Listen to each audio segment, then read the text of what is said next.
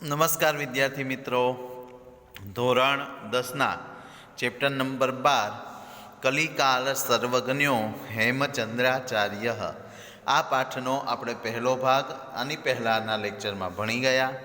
પહેલા ભાગની અંદર આપણે પહેલાંનું ગુજરાતી પ્રસ્તાવના અને પહેલો પેરેગ્રાફ આ બે વસ્તુઓનો સમજૂતી આપણે લીધી હતી.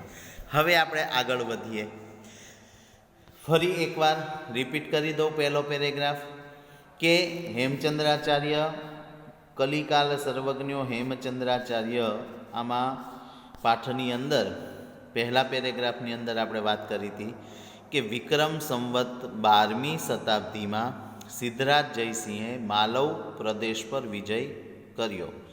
વિજય બાદ જયસિંહ નૃપતેઃ યશોવર્મણ રાજા યશોવર્માનું સર્વમ ધનમ ગૃહીત્વા, બધું જ ધન લઈને અણહિલપુરમ પ્રત્યાગતવાન, અણહિલપુર એટલે કે પાટણ પાછો આવ્યો. ધનની સાથે તત્રત્યઃ, ત્યાંનો ગ્રંથાગારોપી તસ્ય હસ્તગતો જાતઃ, ધનની સાથે સાથે ત્યાંનો ગ્રંથાગાર એટલે કે પુસ્તકાલય પણ તેના હસ્તગત થયું. અસ્મિન ગ્રંથાગારે, આ પુસ્તકાલયમાં બહવઃ અનુપમાઃ ગ્રંથાઃ આસન, ઘણા બધા અનુપમ ગ્રંથો હતા. અનુપમ શબ્દનો અર્થ થાય કે એની તુલના બીજા કોઈ સાથે, કે એ ગ્રંથોની ઉપમા બીજા કોઈ સાથે એની તુલના ના થઈ શકે એવા એક એક ગ્રંથો વિશેષતા ધરાવતા એવા શ્રેષ્ઠ ગ્રંથો હતા.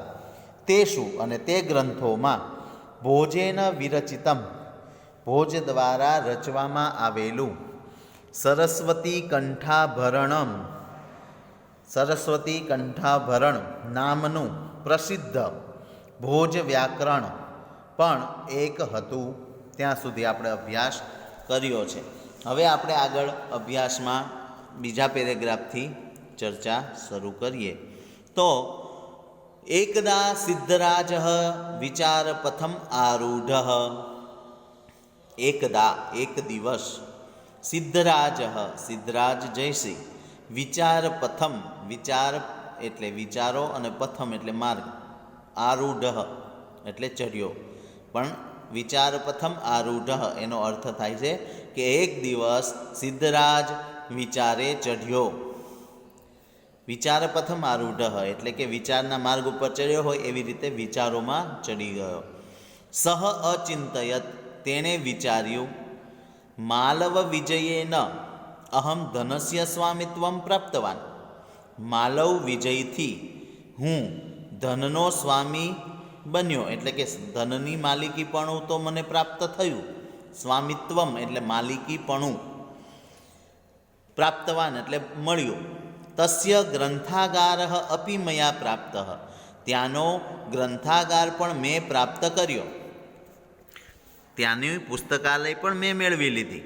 પરંતુ હવે એને શું વિચાર આવ્યો? એક દિવસ સિદ્ધરાજ જયસિંહ વિચારે ચડ્યો. તેણે વિચાર્યું કે માલવ વિજયથી હું ધનનો સ્વામી બન્યો, ત્યાંનો ગ્રંથાગાર પણ મેં પ્રાપ્ત કર્યો, પરંતુ ભોજ વ્યાકરણેન ભોજસ્ય યાદૃશી કીર્તિર્વર્તતે તાદૃશી કીર્તિર મયા ન પ્રાપ્તા. હવે આ એક મુખ્ય કારણ બન્યું. એને એ વિચાર આવ્યો કે ભાઈ હું ત્યાંના માલવ વિજયથી હું ધનનો સ્વામી બની ગયો, ત્યાંનો ગ્રંથાગાર પણ મેં મેળવી લીધો, પણ ભોજ વ્યાકરણથી ભોજની જેવી કીર્તિ છે તેવી કીર્તિ મેં પ્રાપ્ત કરી નથી. ભોજ ભલે હાર્યો હોય, ભોજ ભલે મૃત્યુ પામે, પણ એને જે પોતાના વ્યાકરણ દ્વારા, ભોજ વ્યાકરણથી ભોજને જે માન સન્માન, જે કીર્તિ પ્રાપ્ત થઈ છે તેવી કીર્તિ હજી સુધી મેં કોઈ રીતે પ્રાપ્ત કરી નથી. અતઃ માટે એતાદૃશમ કિમપી કરણીયમ, માટે એતાદૃશમ એવું કિમપી કંઈક કરણીયમ કરવું જોઈએ, યેન જેથી મદીયા મારી પણ કીર્તિ અપી કીર્તિ પણ તાદૃશી ભવેત તેવી થાય, યાદૃશી ભોજસ્ય અસ્તિ જેવી ભોજની છે. આખા વાક્યનો ગુજરાતી થશે કે માટે એવું કંઈક કરવું જોઈએ જેથી મારી કીર્તિ પણ તેવી થાય જેવી ભોજની છે. ફરી આખો પેરેગ્રાફ એકવાર જોઈ લઈએ. એક દિવસ સિદ્ધરાજ વિચારપથમારૂઢ એકદા સિદ્ધરાજ વિચારપથમ આરૂઢ. એક દિવસ સિદ્ધરાજ વિચારે ચડ્યો. સહ અચિંતયત, તેણે વિચાર્યું, માલવ વિજયેન અહમ ધનસ્ય સ્વામિત્વમ પ્રાપ્તવાન.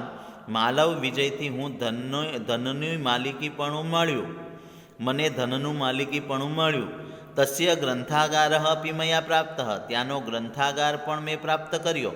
પરંતુ ભોજ વ્યાકરણેન ભોજસ્ય યાદૃશી કીર્તિર્વર્તતે તાદૃશી કીર્તિર્મયા ન પ્રાપ્ત. પરંતુ ભોજ વ્યાકરણથી ભોજની જેવી કીર્તિ છે તેવી કીર્તિ મેં પ્રાપ્ત કરી નથી. અતઃ એતાદૃશમ કિમપી કરણીયમ યેન મદીયા કીર્તિરપી તાદૃશી ભવેત યાદૃશી ભોજસ્યાસ્તિ. અતઃ માટે એવું કંઈક કરવું જોઈએ જેથી મારી કીર્તિ પણ તેવી થાય જેવી ભોજની છે. આવું વિચારી એવમ વિચાર્ય, આવું વિચારીને સહ એટલે કે તે કોણ? સિદ્ધરાજ જયસિંહ જૈન મુનિમ આચાર્યમ, જૈન મુનિ આચાર્ય હેમચંદ્રમ પ્રાપ્તવાન નિવેદિતવાન ચ એટલે અને વચ્ચે લઈ લેવાનું થશે. એટલે શું થશે? એવમ વિચાર્ય, આવું વિચારીને તે જૈન મુનિ આચાર્ય હેમચંદ્રને મળ્યો અને નિવેદન કર્યું. પ્રાપ્તવાન નિવેદિતવાન ચ છે એ વચ્ચે લઈ લેવાનું. એટલે પ્રાપ્તવાન એટલે હેમચંદ્રમ પ્રાપ્તવાન એટલે હેમચંદ્રજીને મળ્યો અને નિવેદન કર્યું. શું કર્યું? તો કે અયી આચાર્ય વર્યાહા, અરે આચાર્ય, ભવંતો ભોજ વ્યાકરણ સદૃશમ વ્યાકરણમ વિરચયંતુ, તમે ભોજ વ્યાકરણ જેવું વ્યાકરણની રચના કરો. યેન જેથી ભવતામ મમ ચ કીર્તિ અમરા ભવેત, જેથી ભવતામ એટલે આપની, ચ એટલે અને, મમ એટલે મારી, આપની તમારી અને મારી કીર્તિ અમર થઈ જાય. આવું વિચારી, ફરી એ પેરેગ્રાફનું ગુજરાતી જોઈ લો. આવું વિચારી તે જૈન મુનિ આચાર્ય હેમચંદ્રને મળ્યો અને નિવેદન કર્યું કે અરે આચાર્ય, તમે ભોજ વ્યાકરણ જેવું વ્યાકરણની રચના કરો જેથી તમારી અને મારી કીર્તિ અમર થઈ જાય. સિદ્ધરાજસ્ય જયસિંહસ્ય નિવેદનેન, સિદ્ધરાજ જયસિંહના નિવેદનથી પ્રેરિત થયેલા હેમચંદ્રાચાર્ય એકમ અપૂર્વમ વ્યાકરણ ગ્રંથમ રચિતવંતઃ. સિદ્ધરાજ જયસિંહના નિવેદનથી પ્રેરિત થયેલા હેમચંદ્રાચાર્યજીએ એક અપૂર્વમ એટલે પહેલાં ક્યારેય ન બન્યો હોય તેવો અદ્ભુત વ્યાકરણ ગ્રંથ રચ્યો. સહ અને તે સિદ્ધહેમ વ્યાકરણમ, અહીંયા ટૂંકમાં નામ આપ્યું છે પણ આખું એનું નામ છે સિદ્ધહેમ શબ્દાનુશાસનમ. સિદ્ધ એટલે સિદ્ધરાજ જયસિંહ અને હેમ એટલે હેમચંદ્રાચાર્ય, બંનેના નામ ઉપરથી આ ગ્રંથનું નામ પાડવામાં આવ્યું સિદ્ધહેમ વ્યાકરણમ. ઇતિ નામના પ્રસિદ્ધ અસ્તિ. અને સિદ્ધરાજ જયસિંહના નિવેદનથી પ્રેરિત થયેલા હેમચંદ્રાચાર્યજીએ એક અપૂર્વ વ્યાકરણ ગ્રંથની રચના કરી અને તે સિદ્ધહેમ વ્યાકરણમ નામથી પ્રસિદ્ધ છે. હવે એ ગ્રંથનો પરિચય આવે છે કે અસ્મિન અષ્ટૌ અધ્યાયા સંતિ. અસ્મિન એટલે આમાં, શેમાં? તો કે સિદ્ધહેમ વ્યાકરણમ નામના ગ્રંથમાં અષ્ટૌ અધ્યાયા સંતિ. અષ્ટૌ એટલે 8 અધ્યાયો છે. તેષુ તેમાં પ્રારંભિકેષુ 6 અધ્યાયેષુ સંસ્કૃત ભાષાયા, 8 અધ્યાયોમાં પ્રારંભના 6 અધ્યાયો, 6 અધ્યાયેષુ પ્રારંભના 6 અધ્યાયોમાં સંસ્કૃત ભાષાયા સંસ્કૃત ભાષાના, અને અંતિમયો દ્વયો અને છેલ્લા 2 અધ્યાયો પ્રાકૃત ભાષાણાંચ પ્રાકૃત ભાષાના વ્યાકરણમપી અસ્તિ, પ્રાકૃત ભાષાના પણ વ્યાકરણના છે. હવે આખી લાઈનનું તેષુ પ્રારંભિકેષુ ષટ્સુ અધ્યાયેષુ સંસ્કૃત ભાષાયાઃ અંતિમયોઃ દ્વયોઃ અધ્યાયયોઃ પ્રાકૃત ભાષાણં ચ વ્યાકરણમ અસ્તિ, વ્યાકરણમપ્યસ્તિ ત્યાં સુધીનું લઈએ તો અસ્મિન અષ્ટો અધ્યાયાઃ સંતિ, આમાં 8 અધ્યાયો છે.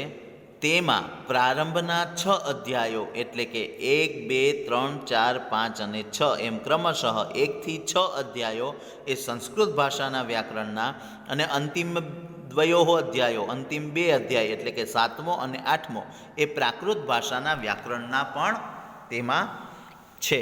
એટલે ટોટલ 8 અધ્યાયોનો આ ગ્રંથ છે. એ 8 અધ્યાયોમાં શરૂઆતના 6 અધ્યાયોમાં સંસ્કૃત ભાષાનું વ્યાકરણ છે અને અંતિમ 2 અધ્યાયોમાં પ્રાકૃત ભાષાનું વ્યાકરણ છે. હવે હેમચંદ્રાચાર્યજીએ જે પણ ગ્રંથોની રચના કરી એમાંથી મુખ્ય ગ્રંથોનો પરિચય અહીંયા આપવામાં આવ્યો છે છેલ્લા પેરેગ્રાફમાં, પેજ નંબર 54 ઉપર. એટલે પેજ બદલાયું.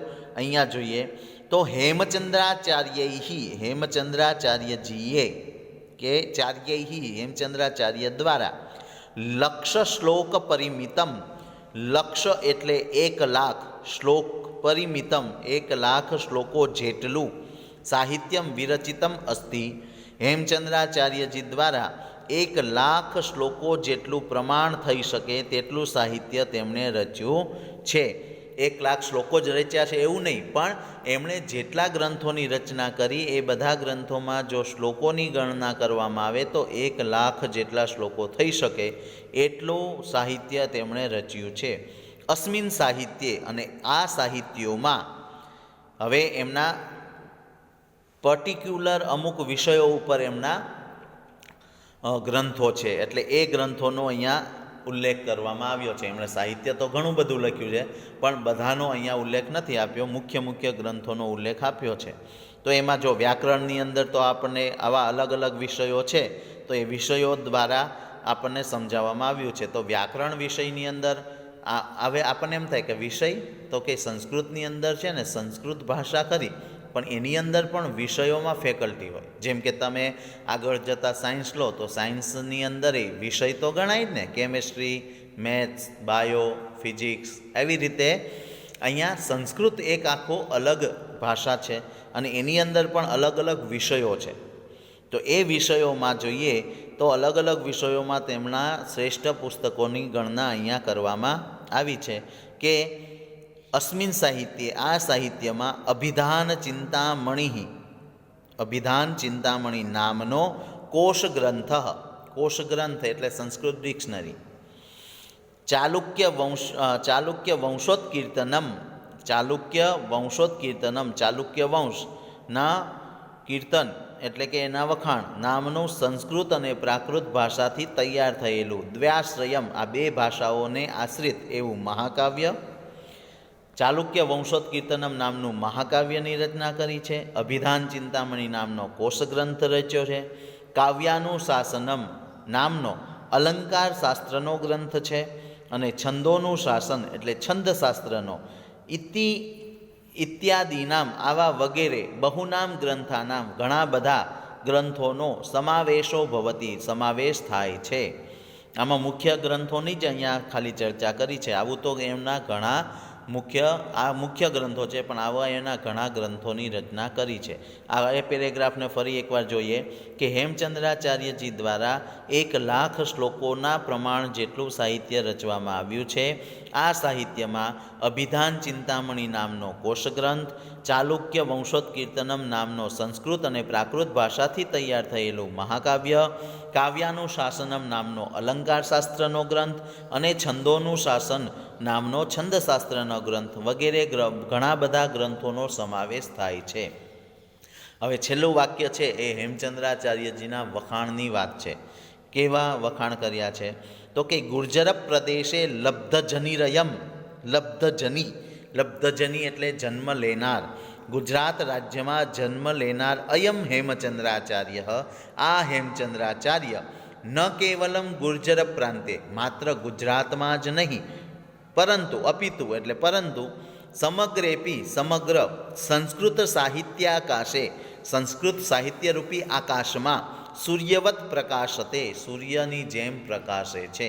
જેવી રીતે આકાશની અંદર સૂર્ય પ્રકાશે છે અને સૂર્યને પ્રકાશતા આજુબાજુના બીજા બધા જ તારાઓ ઢંકાઈ જાય છે, ચંદ્ર પણ ઢંકાઈ જાય છે ને માત્ર સૂર્ય જ આકાશમાં દેખાય છે, તેવી રીતે આમણે જે સાહિત્યની રચના કરી છે એ સાહિત્ય એ સંસ્કૃત સાહિત્યની અંદર સૂર્યની જેમ એ માત્ર ગુજરાત પ્રદેશમાં જન્મ લેનાર આ હેમચંદ્રાચાર્ય માત્ર ગુજરાતમાં જ નહીં પરંતુ સમગ્ર સંસ્કૃત સાહિત્યરૂપી આકાશમાં સૂર્યની જેમ પ્રકાશે છે.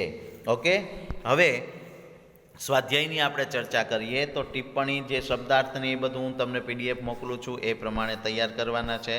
હવે આગળ આપણે વાત કરીએ સ્વાધ્યાયની અંદર તો આ સંધિ જે છે એ સંધિ બધી તૈયાર કરજો, કારણ કે આ સંધિમાં જે આપણને અહીંયા જે સંધિનો ભાગ આપ્યો છે એ જેટલો પણ છે એ બધો જ તમારે તૈયાર કરવાનો છે. જુઓ, આ સંધિઓ બધી તૈયાર કરજો.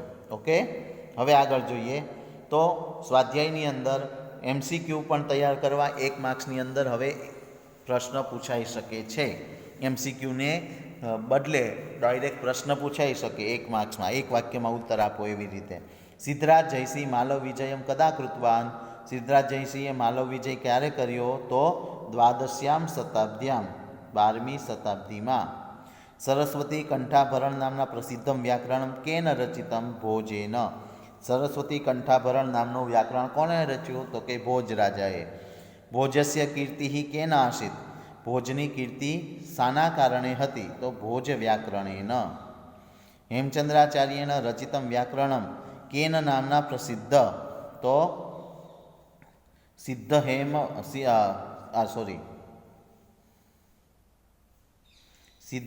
વ્યાકરણમ. પછી સિદ્ધહેમ વ્યાકરણે કતિ અધ્યાયા સંતિ? 8 અધ્યાયા.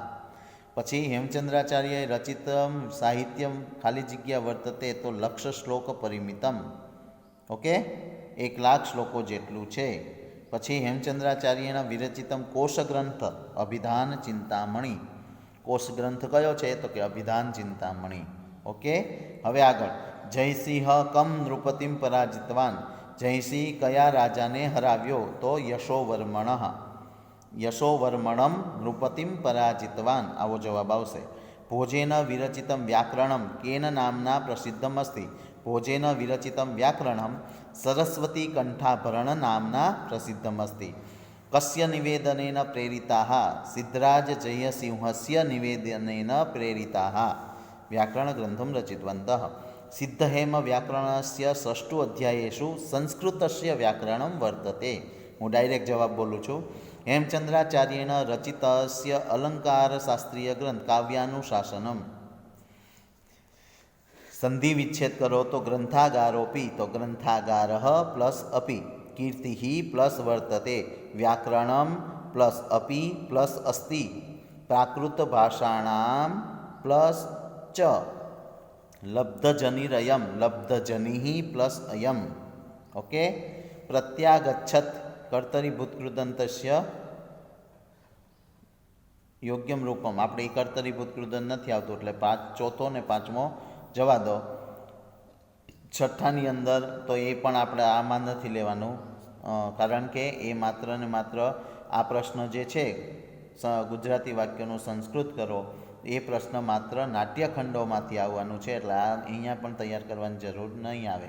માતૃભાષાના પ્રશ્નોની આપણે ચર્ચા કરીએ. સિદ્ધરાજ જયસિંહે ક્યારે માલવ વિજય કર્યો? તો કે સિદ્ધરાજ જયસિંહે વિક્રમ સંવત 12મી શતાબ્દીમાં માલવ વિજય કર્યો. માલવ વિજયથી જયસિંહને શું શું પ્રાપ્ત થયું? માલવ વિજયથી જયસિંહને ત્યાંનો ધન ભંડાર અને સાથે સાથે ગ્રંથાગાર પણ પ્રાપ્ત થયો. ભોજની ખ્યાતિ શાના કારણે હતી? ભોજ રાજા એ સંસ્કૃત પ્રેમી હતા અને સંસ્કૃતના મહાન પંડિત હતા અને તેમણે અનેક ગ્રંથોની રચના કરી, પરંતુ ભોજ રાજા દ્વારા સરસ્વતી કંઠાભરણમ નામનો વ્યાકરણ ગ્રંથ રચવામાં આવ્યો, તેના કારણે તેમની ખ્યાતિ હતી. હેમચંદ્રાચાર્યે રચેલા સાહિત્યનું પ્રમાણ કેટલું છે? હેમચંદ્રાચાર્યજીએ 1,00,000 શ્લોકો જેટલું સાહિત્યની રચના કરી છે, જેમાં અભિધાન ચિંતામણી નામનો કોષ ગ્રંથ, ચાલુક્ય વંશોત્કીર્તનમ નામનો મહાકાવ્ય, કાવ્યાનું શાસન નામનો અલંકાર શાસ્ત્રનો ગ્રંથ અને છંદોનું શાસન નામનો છંદશાસ્ત્રનો ગ્રંથ વગેરે ગ્રંથોનો સમાવેશ થાય છે. પછી અહીંયા જોડકામાં કાવ્યાનું શાસનમ તો અલંકાર શાસ્ત્રીય ગ્રંથ, પ્રાકૃત ભાષાયા વ્યાકરણમ તો અંતિમયો અધ્યાયો, અભિધાન ચિંતામણી તો કોશ ગ્રંથ, માલવ વિજય તો અજયસિંહ અને સરસ્વતી કંઠાભરણ તો ભોજરાજ. આટલા આ રીતના આવશે. ઓકે વિદ્યાર્થી મિત્રો, તો આ 12મા ચેપ્ટરની પીડીએફ પણ તમને જોડે મોકલીશ. આપણો 12મું ચેપ્ટર કરિકાલ સર્વજ્ઞો હેમચંદ્રાચાર્ય એ અહીંયા પૂર્ણ થાય છે. ઓકે વિદ્યાર્થી મિત્રો, ફરી મળીશું.